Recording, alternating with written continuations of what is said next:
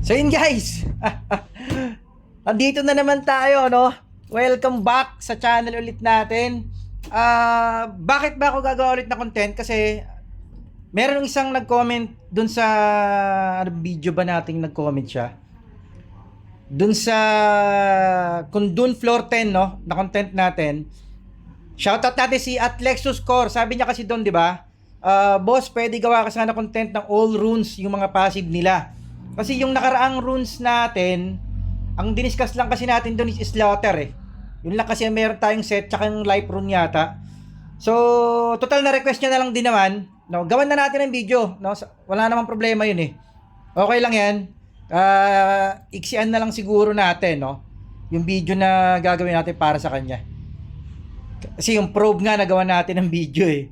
So, tara, tuloy na natin to. Bago natin pisahan, shoutout muna natin yung mga nagpapa-shoutout. Yung bagong video natin regarding sa probe, may mga nag-comment kagad, grabe, no? Si at Christian Jamir Espiritu, sabi pa, first nag-ano pa eh, no? Siya daw na unang nag-comment, to. Solid. Guys, salamat sa mga, no, sa mga suporta, no? Grabe. Tapos sabi niya rin, kahit araw-araw ka magkundon, nabuti ka ilang buwan. Totoo yun, guys, napakahirap buuin ng Preja set. So, hindi ko alam kung kailan ako nagsimulang mag-umpisa noon. Baka level 300 yata ako eh. Or 400. Guys, napakahirap bumuo ng, ng Freya set. Totoo yung sinasabi niya. So, kahit araw-araw ka, kung medyo mababa yung kundun level mo, kasi parang magsisimula ka yata sa, kung sa level 1 ka, isang piraso, level 2, siguro ganun eh. Parang ganun na, kung anong level ka, parang ganun yung makukuha mong signet, no? More or less. So, shoutout natin yan si Christian Jamir Espiritu, no? Napa-comment siya ng first dun sa last video natin. Tapos si ano ba to? At MacFury23, boss, pwede pa ba makahabol yung 3 weeks ka lang naglaro sa server mo? Tapos babalik ka? Medyo malabo yun. Para sa akin, lalo na kung bagong open yung server. Although, pwede. Baga, ang nangyayari kasi ganito, no? So, sagutin lang natin yung tanong niya. Meron kasing, sa katagalan ng game, no, ba 300, 400 na sila. Yung iba nagkakaroon ng tamlay eh. Alam mo yung tulad ko, 3 months ako nawala. 'Di ba? Pero ngayon naglalaro ulit ako. Although naiwan talaga ako sa level. Siguro naiwan ako ng mga 50 level plus. No, yung mga kasabayan ko kasi 600 na eh. 700 na pala. Pero nakakasabay ako. Yung character natin nakikita nyo naman, 'di ba? Nakakasabay tayo sa PK, sa mga event. So depende pa rin sa'yo. Pero kasi kung talagang halimbawa kung early server pa yung sinasabi mo na tumigil ka ng 3 weeks, mas maganda sa fresh server ka na lang humabol. Pinakamalapit na strategy pa yung bakit? At least ma-enjoy mo, no? May enjoy mo yung alam mo yun, yung flow ng game na kasabay mo yung mga bago, halos kasi ngayon pag bumalik ka ngayon na 3 weeks kang nawala, malamang yung mga kalaro mo ahead sa'yo ng mga ganun din siguro 50. Baka tama rin ka. Pero depende sa'yo. No? Ako kasi, kaya ako bumalik sa game kasi mataas naman na yung level ko eh. Kaya okay lang sa akin na wala ako na tatlong buwan, bumalik ako. Kasi yung character ko naman, kahit papano, kaya pang sumabay. No? So yun yung reason ko. Pero kung tatanungin mo ako, kung new player ka, 3 weeks kang nawala, babalik ka ulit. So, para sa akin, mas okay siguro mag-start sa new server. Ewan ko lang din depende sa'yo. Kung meron kang mga tropa na ron sa server na nagawan mo ng account, mas okay siguro. Syempre, may katulong ka. So, depende sa'yo. Okay, pero kung makakahabol ka, sure makakahabol. Hindi man ganun kabilis or di man ganun kadali, sigurado makakahabol ka kung yun lang ang tanong mo. Okay?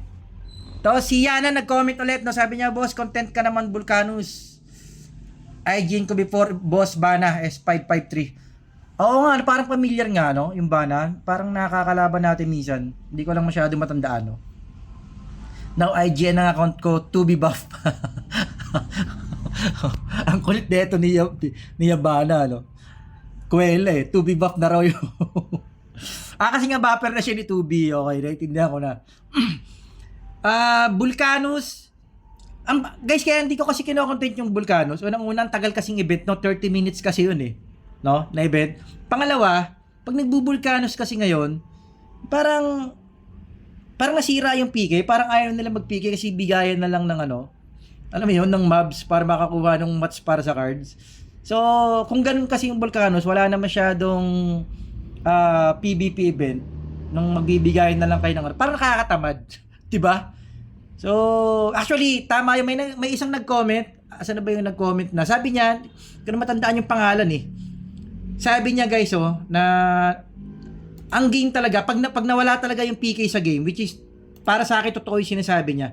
Pag nawala talaga yung PK sa game, tatamlay yung server. Totoo kasi yun eh. Legit yung sinasabi niya. Asan na nga ba yun? Tingnan ko nga ang pangalan na nag-comment na yun. May nabasa akong ganong comment eh. Legit yun guys.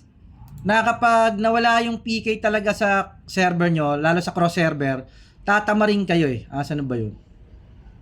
Ito si Lance. Ang kulit ng pangalan niya sa YouTube eh, no? Lance, no? Na nag-comment siya 7 hours ago. Sabi niya, patay na ang server kapag walang PK na nangyari. Very true. Totoo yun. Kaya sabi ko sa inyo, di ba? Yung mga gamer kasi, isa yun sa mga nagpo-fuel sa gamer na maglaro, magpalakas pag may PK. Actually, dati nung bagong player ako, hindi ko balak magtuloy na hanggang gantong level eh. Anong nangyari kasi dun sa teka lang guys, pasok tayo sa game ha. Nangyari kasi dun sa server namin, merong isang makulit, no, na nakalimutan ko IGN eh, pero ayoko na rin banggitin yung IGN niya. Basta meron siya makulit MG, no. Inagaw niya yung leadership sa guild namin, tapos pinipike niya yung mga ka-guild niya. Kasi parang malakas siya, oo, ginawa namin. Lumipat kami sa kalabang guild, no? Kasi kinik niya yung parang ka-guild namin eh. Hindi ko alam kung bakit napunta sa kanya yung leader, parang nawala yata yung leader, tapos sa kanya pinasa, parang ganoon. Pumunta kami sa kalabang guild, nagpalakas kami ngayon, napilitan ako magpalakas, yo. Yun yung bago Grow Lancer yung first account ko. Ako tuloy na wala namang balak talaga maglaro, na hanggang ngayon naglalaro pa. Napilitan ako magpalakas. Actually, para dun sa loko-lokong yun. So, pigil siya ng pigil. Ako, nagpalakas kami. Kaming dalawa ni Sage, yung may-ari nitong bigay, no?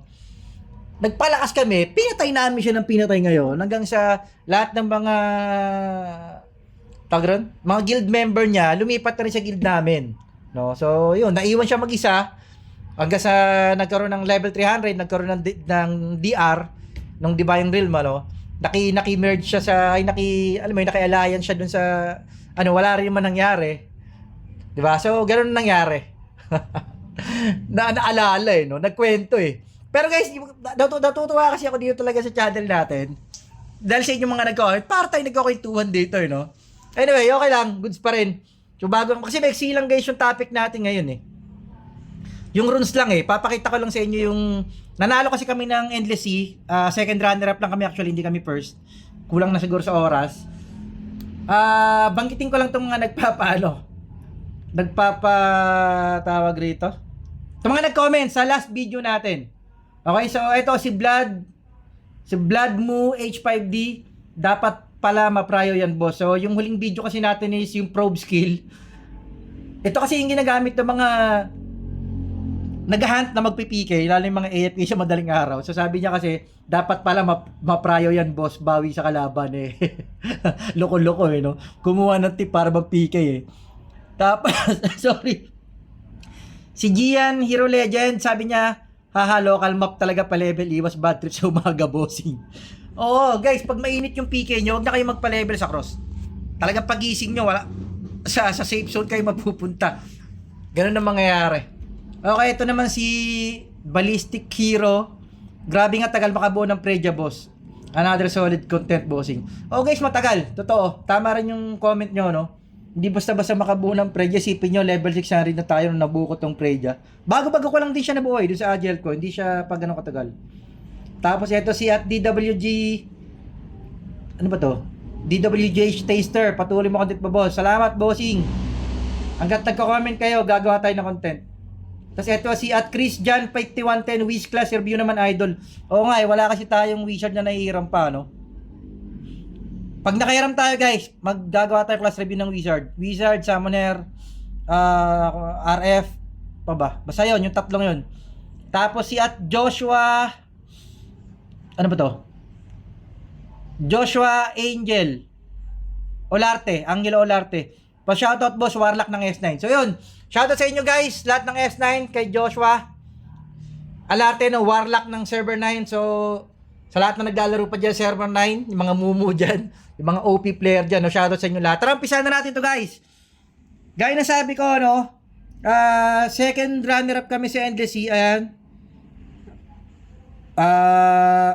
Actually, nasa Bugrit kami, lumipat kami ng Omega, no? Para lang i-depend yung server namin. Ganun ang nangyari.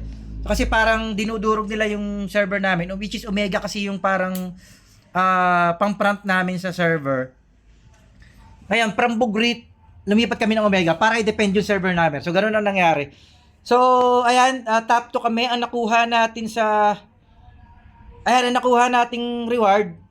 So, eto, title runner-up guild. Tapos, merong 11 legendary slaughter rune chest. O, di ba kaya guys pala, slaughter ang madalas na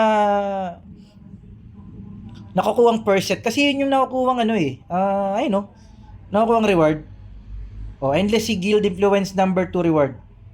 So, ito, Endless Sea season has ended due to your contribution. You are listed in the individual point leaderboard. So, nasa leaderboard din pala ako, no? Actually, guys, tamad ako magganito. Tinuruan lang ako ni Boss Rune na sipagan yung Endless Rune. Actually, tamad kasi, kung ano nyo, boring siya, guys, eh. Boring na event to. Bakit? Kasi bihira kayo mag-PK sa loob, bihira kayo magkita. Ang hindi ko alam na, yun nga, tinuruan niya ako na araw-araw, pasukin mo 5 beses, gawa nga yung rune. Crystal na nakukuha per day. Kasi ito, so yung individual yung individual reward, hunt rune. So ang problema natin, paano natin i-discuss yung ibang runes, no? Kasi yun yung request niya na i-discuss natin lahat ng ayun ang problema pala natin. Kasi akala ko kasi yung reward, may random runes. Tingnan natin kung makakabili tayo, guys. Saan ba yun? C-Store. So, Slaughter Rune, meron tayo. Ito, ano ba to? Hunt Rune, meron tayo. Ito, Life Rune. So, Hunt Rune, hindi natin na-discuss nung nakaraan, no? Life Rune yung na-discuss natin. Okay. So, Life Rune, mabibili din natin. Ito ang wala tayo. Guardian Rune. So, hindi natin mabibili. So, hindi natin din pala madi-discuss lahat, no? Ito rin. Hindi, Slaughter Rune to eh. Okay. Slaughter Rune, Hunt Rune, Life Rune. Guardian Rune. Ayan, pwede tayong bumili. Guardian Rune. Ayun. Pwede pala. Ito guys, oh. So, bili tayo ng isang Guardian Rune para makita lang natin. Okay, bili tayong Guardian Rune isa, no? Yun, buti pala. Meron. Yun. So, kompleto tayo guys. Kasi meron tayong Hunt Rune, yung reward natin. Ito, Life Rune, na-discuss na natin to last time, pero bili lang din tayo, no? Hindi, meron yata ako nito eh. O, tingnan natin sa bag natin. So guys, open muna natin yung runes natin, okay, yung Slaughter. Okay, Slaughter Rune, go. Tara, open natin yan. Yan, puro legendary, solid, no? 11 pieces guys ang makukuha mo. So, ayan. Okay, ito naman, Hunt Rune guys, 8 pieces. Okay, so ang ganda ng ganda ng title, nung level up, nung runner up guild. So ayan, tingnan natin guys kung ano yung mga nakuha natin. No, ito meron tayong biniling Guardian Rune, okay. So ang pinaka-topic talaga natin i-discuss yung mga set nila, no. So tara, punta tayo sa rune, sa bag tayo. Yan. Okay, so umpisahan natin sa Slaughter, review natin yung Slaughter Rune, no. Ayan nga, yung 5-piece set, when dealing damage, has a 10% chance to ignore target's damage reduction. To ignore target's damage reduction by up to 15% based on the total rune level. So, na-discuss na natin ito nung unang rune natin, no? Nung unang rune discussion. Yun nga, chance na ma-ignore mo yung damage reduction ng kalaban mo pagka PK mo sila. Okay, so yun yung Slaughter. Sunod, Hunt Rune. Okay, ito yung Hunt Rune. Alam ko na-discuss na rin natin to, no? 5-piece set, Hunt Rune Legendary, when dealing damage, has a 10% chance to increase that damage by up to 30% based on the total rune level. So, na-discuss na rin natin to last time, pagkakaalam ko. So, yun nga, para malinaw lang, meron kang chance, 10% lang, na madagdagan ng 30% yung damage mo, depende rin sa rune level. So, importanteng ipa-level yung mga runes. So, paano ba pinapa-level yung mga runes, guys? Kailangan nyo mag-salvage ng mga rune para ipang level nyo sa rune nyo. So ganun yun. Okay, so pwede nyo rin siyang i-amp. Bawa, ito. I-amp nyo yung attack. So kailangan nyo bumili nitong rune essence. Dito nakukuha, araw-araw. Kailangan nyo mag-spend ng 100k o 500 dias. So depende sa inyo. Yun yung choices nyo. Okay, so balik tayo sa topic natin. Slaughter rune, hunt rune, tapos na tayo. Life rune. So ito yung hindi natin na-discuss. Life rune. So ito, life rune, 5 pieces set, life power, legendary. When taking player damage, o kapag nakaka-receive daw kayo ng damage, has a 10% chance to restore up to 15% max HP. So parang, habang ina-attack kayo, meron kayong chance na hindi lifesteal na mag-regen ng HP. Ayun na 15% ng max HP nyo. So parang pang-tank nga to. Itong mga rune na to, para to sa mga tank build. 'Di ba? So yun ang ano niya. Yung life rune na to, hindi siya pang natural lang, no? Itong life rune na to ay para dun sa mga tank build. Ang problema kasi itong life rune, wala naman tong hindi ka pwede mag-switch dito kagaya ng fluorite at saka ng ng element So kung ano ang nilagay mo, yun na yun 'Di ba? Tama ba ako? So yun, pantank siya. Life rune. Ayun, kita nyo naman.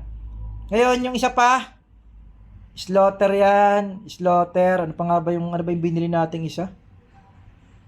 Nakalimutan no? Guardian. Ito. Ay tama, Guardian na yung binanggit natin Hindi, life rune. Tama ito, Guardian. Ito yung binili nating uli. Guardian rune. Ito.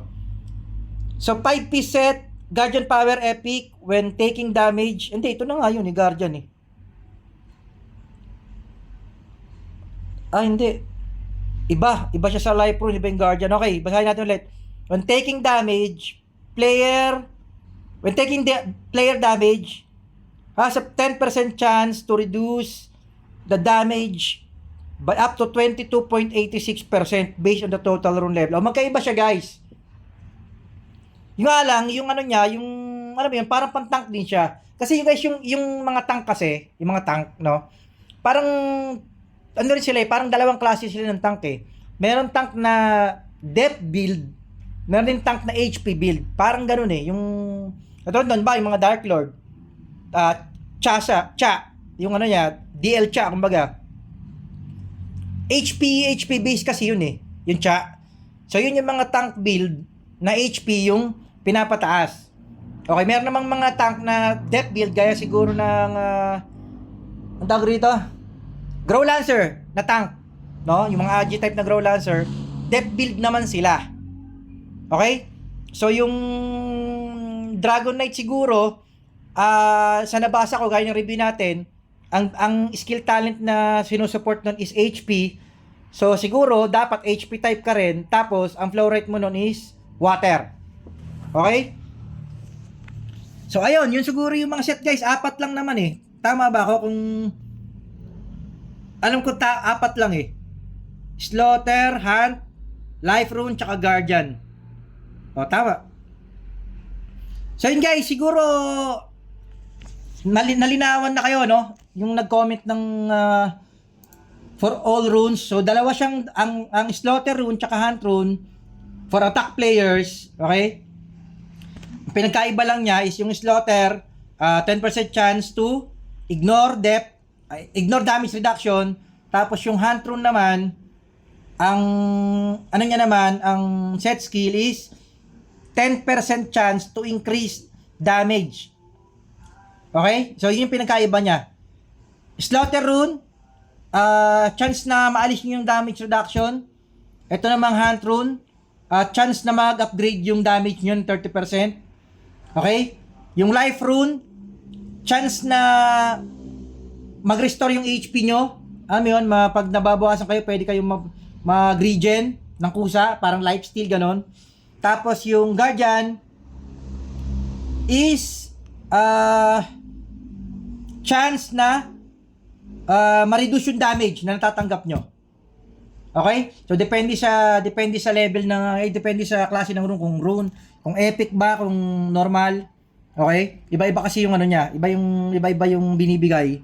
Depende sa class ng rune nyo, kung legendary, epic, normal, ganun. Okay, so guys, sana malinaw yun, no? Siningit lang natin yung runes kasi kaya ako siya ginawa ng content dahil gawa ng comment niya tapos nanalo kasi kami sa top 2 kami sa Endless Sea dito.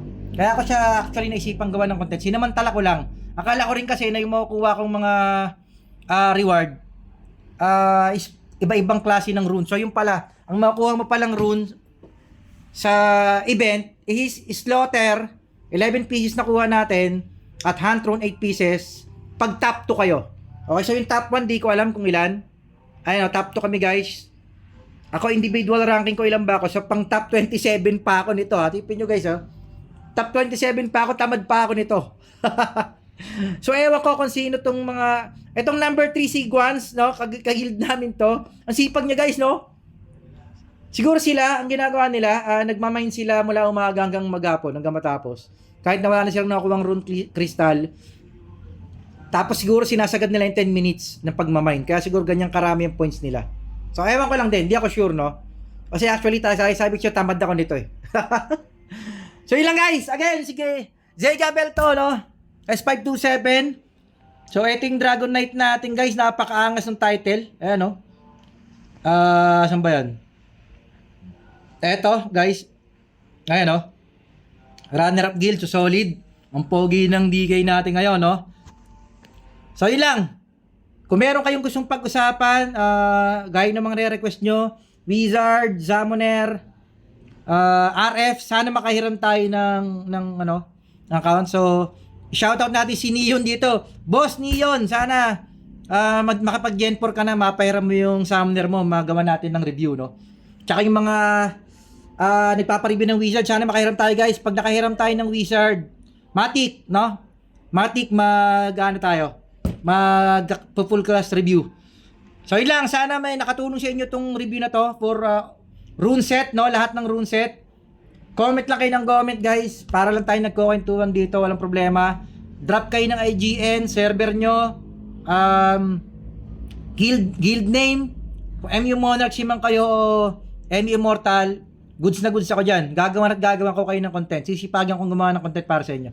So yun lang, Zega Belto, S527. Out tayo guys, out.